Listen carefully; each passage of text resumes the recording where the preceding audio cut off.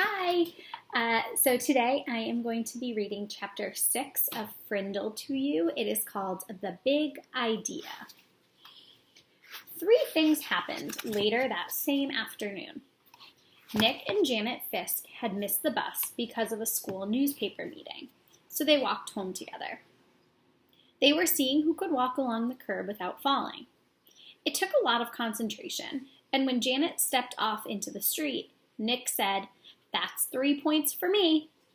But Janet said, "I didn't fall. I saw something. Look." She bent down and picked up a gold ballpoint pen, the fancy kind. That was the first thing, Janet finding the pen. They got back on the curb and Nick followed Janet, putting one foot carefully in front of the other on the narrow concrete curb. And while he stepped along, he thought back over the school day, especially about his report, and what Mrs. Granger had said about the words at the end of the period finally sank in.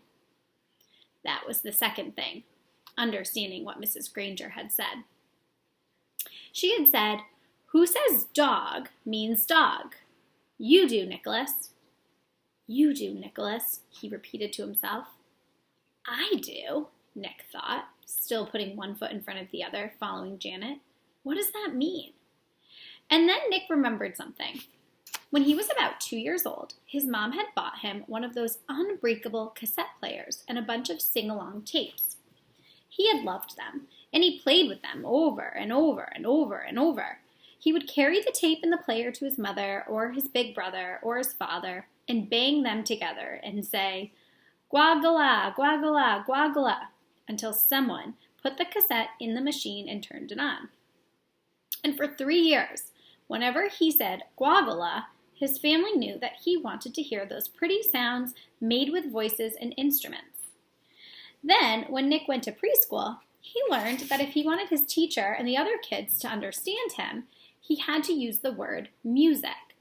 But guagala meant that nice sound to Nick, because Nick said so. "Who says guagala means music?" "You do, Nicholas." "No fair," yelled Janet. They were at the corner of their own street, and Nick had bumped into her, completely absorbed in his thoughts. Janet stumbled off the curb, and the gold pen in her hand clattered onto the street. "Sorry, I didn't mean to, honest," said Nick. "I just wasn't watching.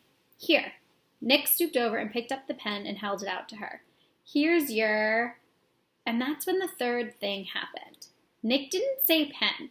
Instead, he said, "Here's your Frindle." "Frindle?" Janet took her pen and looked at him like he was nuts. She wrinkled her nose and said, "What's a Frindle?" Nick grinned and said, "You'll find out. See you later." It was there at the corner of Spring Street and South Grand Avenue, 1 block from home on a September afternoon. That's when Nick got the big idea.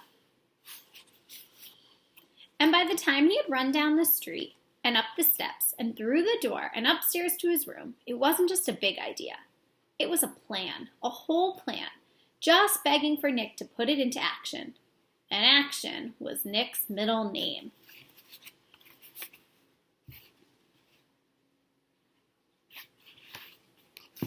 The next day after school, the plan began. Nick walked into the penny pantry store and asked the lady behind the counter for a Frindle. She squinted at him. "A what?" "A Frindle, please, a black one." And Nick smiled at her. She leaned over closer and aimed one ear at him. "You want a what?" "A Frindle." And this time Nick pointed at the ballpoint pens behind her on the shelf. "A black one, please." The lady handed Nick the pen. He handed her the 49 cents and said, "Thank you," and left the store. 6 days later, Janet stood at the counter of the penny pantry. Same store, same lady. John had come in the day before, and Pete the day before that, and Chris the day before that, and Dave the day before that.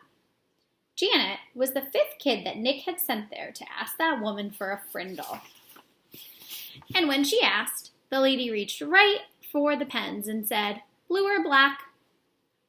Nick was standing 1 aisle away at the candy racks, and he was grinning. Frindle was a real word. It meant pen. Who says Frindle means pen? You do, Nicholas. Half an hour later, a group of serious fifth graders had a meeting in Nick's playroom. It was John, Pete, Dave, Chris, and Janet. Add Nick, and that's 6 kids. 6 secret agents.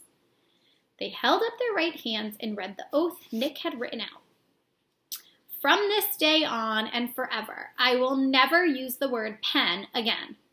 Instead, I will use the word Frindle, and I will do everything possible so others will too. And all 6 of them signed the oath, with Nick's Frindle. The plan would work. Thanks, Mrs. Granger. And that is the end of chapter 6. So come back tomorrow for chapter 7.